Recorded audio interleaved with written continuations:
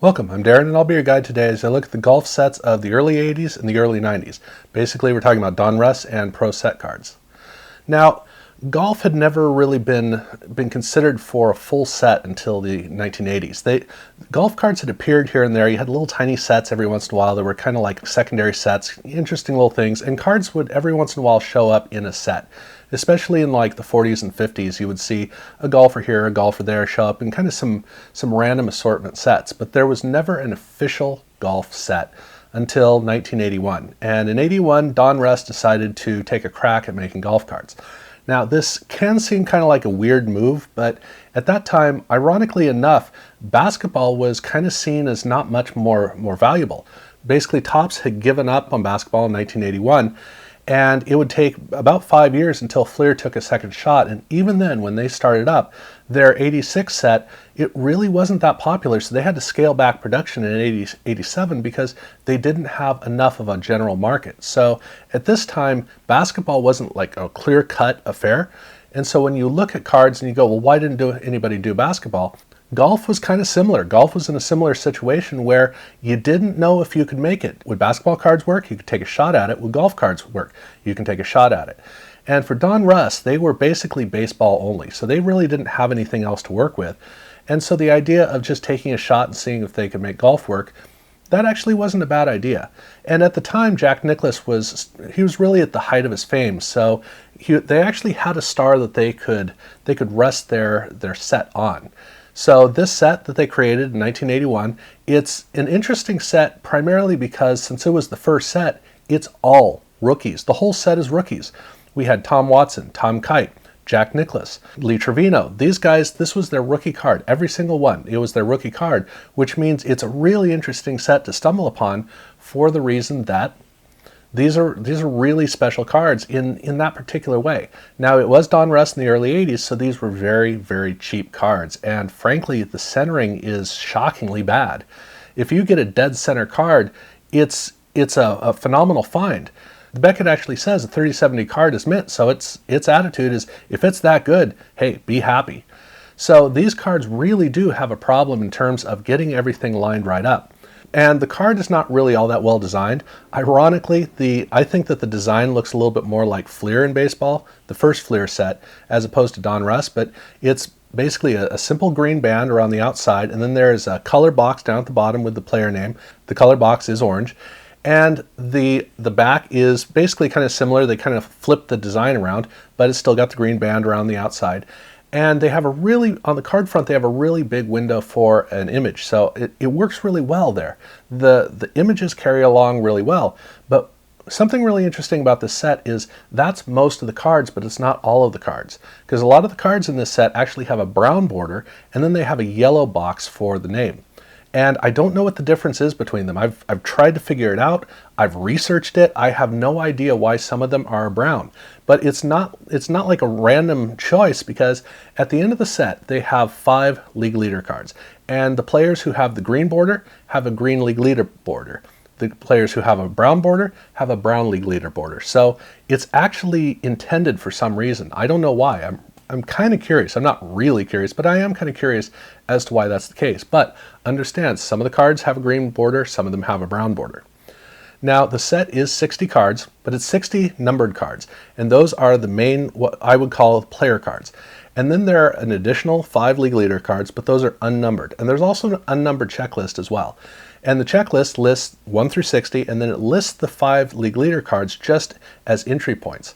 And then it doesn't, obviously it doesn't list the checklist. So it is a 66 card set, even though it's only a 60 numbered card set. And then it has the additional. And I think the additional are supposed to be like SP cards, limited release cards. Not exactly sure how that works, but understand that the league leader cards are not supposed to have a number. So for 1981, Donruss had done this set, and it didn't sell as well as they'd like, but hey, go figure. That's very common. Sometimes, like with Upper Deck in baseball, you do a release and you find out that the market is stronger than you thought.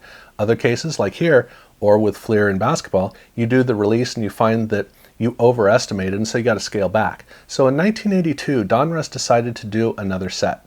This time they did all green, but instead of an orange box, they used a red box. So that's the big way you can tell these cards. but they did a second set in 82 with a more limited release, so these cards are more rare than the first year, which means that actually the Jack Nicklaus card in 82 is worth more than the one in 81. So that's something to kind of keep in mind. And this set included a couple more rookie cards, including Marco Mira and Fred Couples in an absolutely adorable shot. So the set is a little bit more valuable, and it does have a couple more rookies, which is nice. Otherwise, the set is basically the same. It has 60 numbered cards, it has 5 league leaders that are not numbered, and it has a checklist at the end. So that was what they tried, but they couldn't really make it stick, which, go figure. It's kind of what you would expect, but at least they did try. And so these two sets kind of stood alone for almost a decade without any reprisal, anybody trying to make a shot at it again.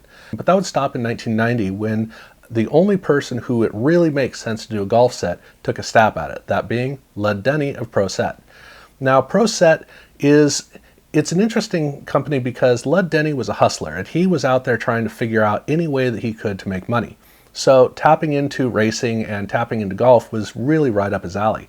And he didn't just kind of try it, he dove in full. So the first time that we encountered these cards was with a Payne Stewart card in the Pro Set football set.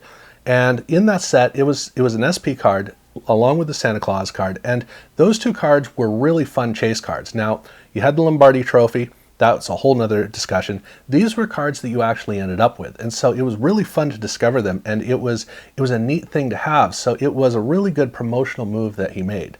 Now, another thing that Pro Set did was they had their Pro Set Gazette, which meant that they were constantly sending out cards, and you would every once in a while get some promo cards. You might get Little Mermaid cards, you might get rock cards, MTV Raps cards, you might get some racing cards, and you might get some golf cards. So they did have a couple of cards that came as promos, and these cards, one of the ways they came is a little booklet, and they have just the two cards kind of set right in there, Lee Trevino and Bob Tway. And the card set that they released was actually not done in packs. When they got around to releasing the set, they sold the set in complete set form. But they did release it in a way that was similar to the packs. Basically, it was a box with a bunch of boxes inside, and each box had a 100 card set, and it had a cover card. So basically, you got your box, you had your cards inside, and that was how they approached it. So their kickoff was basically just to say, hey, look, we're here, this is the set, and we want to get you excited about it. And a 100 card set was about the right size. And the cards are basically designed, at least on the front, they're designed in pretty much the same way as the Pro Set football set. Except here they use gold for the current players, or the then current players, and then they use silver for the senior tour. And I guess they use silver because of their hair. It's, sure. Now, the cards were broken into two of the tours. For those of you who are not familiar with the tours, there are basically three tours. There's the PGA Tour, there is the Seniors Tour, and then there's the LPGA Tour, the Ladies PGA Tour. And with the tours, you have the PGA, which is that's the main men's tour, and then you have the LPGA, which it took a while for there to be a star that could really carry. Every once in a while you get an LPGA golfer who would show up in like a Sports Illustrated Kids collection of cards. But as far as really pursuing packs, there wasn't a star like Annika Sorenstam at the time that could really carry. So the LPGA was kind of off on the side as far as collecting went. So you had the PGA Tour, and then you had the seniors. And the way that it works is golf is basically the only major sport where when you get older, your skills are just as good, and so you're just as competitive. You just can't drive the ball as far down the fairway. And this is a really big affair because you get some great legends who are able to continue to compete in the way that they used to, which meant that you could have Jack Nicklaus competing with Arnold Palmer. And in the 1990s, that was something that you got to be able to go and see, and it was actually a really big deal. So when Pro Set launched their 1990 set, they made sure that they had PGA players and they also had Senior Tour players. So you had the ability to really see stars both at the earlier stage of their career and the later stage. And so that means that in this set, while you had rookie cards of Payne Stewart, Davis Love III, Greg Norman, you also had the rookie card of Arnold Palmer. It's kind of an interesting thing that you would think that Arnold Palmer would get his first card this late in his career, but as far as official cards go, this was his first one. So this is his rookie, which is a kind of a cool thing about this set. Now, for 1991, they decided to go with packs. So they were now starting to approach it in the standard format. And unfortunately, the thing that really brought Pro Set down was the fact that Lud Denny was he was such a hustler that he figured that he was going to turn his company into a card factory.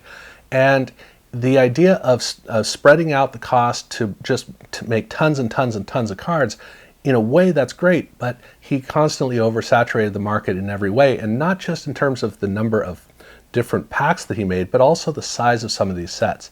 So with golf, Donruss hadn't really figured out how to capture the audience, but at least they had focused their set on just the top 60 golfers in the league. In 1990, Pro Set had basically used 2 tours, so they had a similar number of golfers that were included in the set. So when Pro Set got around to the 1991 set and they were doing packs, they decided to really put a lot of golfers in the set. And the problem with this is you kind of wash out the interest in the set. If you put too many golfers in there, most of these guys, they may have made 1 or 2 tour events. They really didn't have much of a presence in the season, and they're not going to have too many seasons down the road. So most of these guys, you don't know who they are. You don't care. And so that's really the big problem with the set, is there are too many members of the PGA Tour who are in the set. You just want to focus on 30, 40, maybe 50 golfers, which are just the guys who tend to show up on the leaderboard every single week. And with that, you're really only concerned about 10, 15, maybe even 20 who are considered minor to full-blown stars. So they pushed it a little bit too far, but the set itself actually wasn't too bad. So they went with a 3/4 bleed with just an angled patch of color down at the bottom. It's kind of green, and it's a good picture, which is what they tended to do. It's not too bad of a 1991 card, but it's not a great one. And then for the senior tour, they used blue instead of the green. But they also added in 2 subsets. They added a subset which was silver, which was league leaders. And then they added another subset which was gold, of award winners.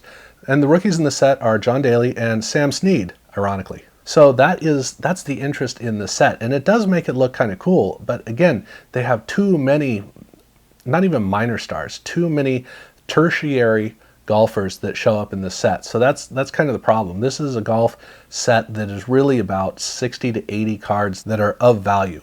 And so I don't know what longevity they had with this, because they hadn't figured out how to make these sets work, and when they headed into 1992, they would prove they still hadn't figured it out. But before we get to 92, they did have 2 special cards. The first card was their commissioner card. It's CC1. It's an SP card, but it's CC1 for commissioner card. And this is Dean Beeman, and it's a nice enough card. It's kind of thrown in on at the end. And then they also have a really impressive card, which is a hologram of Arnold Palmer. And this is a metal card. So on the card back, it has a metallic finish on the back because it's metal, and on the front, it has a really, really impressive hologram. This is a green hologram, which is kind of an interesting thing to see, but it has a lot of depth in it, and it's of Arnold Palmer, so it has a statue of Arnold, and then it has a 2-phase bust of somebody swinging a golf club, which to me, I actually think it looks more like Jack Nicklaus, but it's obviously supposed to be Arnold Palmer, but it's kind of blocky and rounded and looks kind of weird. It's amazing to see just what they did in this hologram, and it makes you wonder why Upper Deck never did this until they were basically doing SPX. That's about when they were making holograms of this caliber. But it's a really great hologram that's kind of tough to get, and it's again, for a hologram, it's quite something. So in 1992, they decided to make another shot, and they actually made the set a little bit bigger. So they added more golfers that we don't care about. This time, they went with a full bleed card. Now, interestingly, the promos for the set don't look like the main cards in the set. They have 2 borders, 2 lines on either border. And so if you look at a Fred Couples card and you see 2 lines on the border, that's the promo. It looks almost identical to the main card. On the back, it basically has a silver strip, whereas the main cards have kind of a burgundy strip. But the promos do look like that. But at any rate, the main cards in the set, they're full bleed. They have a ribbon that's raised up just a little bit off of the bottom that, like I said, is burgundy. And the pictures, again, look really good. But like I said, there are a lot of golfers in this set. So the 92 set actually wasn't too bad in terms of design, but it's a lot of cards. And with the seniors, they replaced the color on the strip with blue. And they also had their league leaders, which again were in silver, and they had their award winners, which were in gold. But they actually separated them out. So they had the PGA Tour and they had the Seniors Tour groups separate in the set. They also mixed in some other golfers kind of around the Senior Tour, which kind of confuses the set, but it's 280 cards, so buckle up, it's a lot of golf cards. And that really was kind of the Achilles heel of the set. But it wasn't the entirety of it, because they also included 20 European cards. So these were all numbered E1 through E20, and they were stars of the European Tour, which gave us our rookie cards of Colin Montgomerie and Vijay Singh. So these are actually some pretty special cards that they included in, and it's basically a 300 card set. They're not really an insert set, they're more like an extension of the main set. They came in the same packs, they were treated a little bit differently, and green was the color on these cards. Now they did 2 special cards, and they also did a little specialty set. So I'll start off with the Chip Beck card. Chip Beck had a day where he scored a 59, and so they honored that with a card that's called the Chip Beck 59 card. And I guess that the photo on the front is from that day, I hope so, but on the back they actually have his scorecard up at the top, so you can hear about it if you care. It's there, but it is a specialty card that they have, and they have a little logo down on it. So that's the first specialty card. And then before I get to the last specialty card, I want to talk about kind of a special set they made, which was the 1991 Champions set. And this is basically a set of the winners of every single tour event through the year. So every case of one of the golfers winning a tour event, he has a card for that particular event. And it's the same card as in the set, perfectly identical. So it's really like a parallel.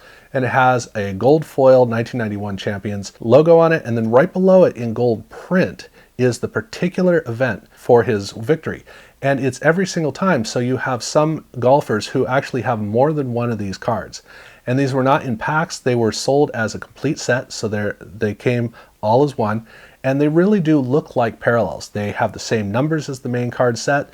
They're really not intended to be seen in any other way other than just, right here like this. So those cards exist.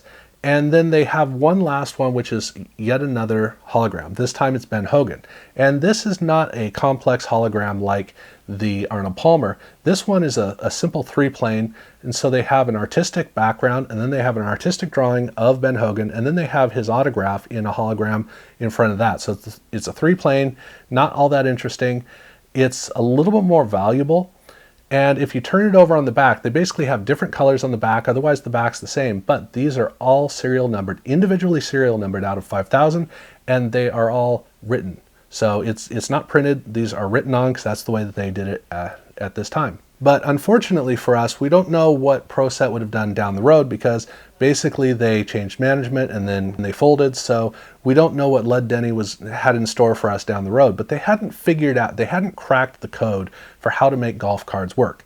Now in 2001, Upper Deck would make a run at it, and they would take advantage of the great Tiger Woods phenomenon. They were able to ride his fame, but they also figured out the key, which was subsets. Lots and lots and lots of subsets. But that's the right thing to do, because like I said, you don't want a 300 card set full of golfers. You only care about a small number, and so that's what they would do. I'll talk about that later on, but Pro Set couldn't figure that out, so they basically kind of buried these sets in too many competitors from the tour, and it just wasn't the right approach to take. So they ultimately couldn't really make it work. But that's basically what the 2 early attempts at making golf cards were. The 81-82 sets of Donruss, and then the 90, 91, and 92 sets of Pro Set. And at least Pro Set had some fun with it. And again, those 1990 cards really do look great. It was a brilliant design that Pro Set had done.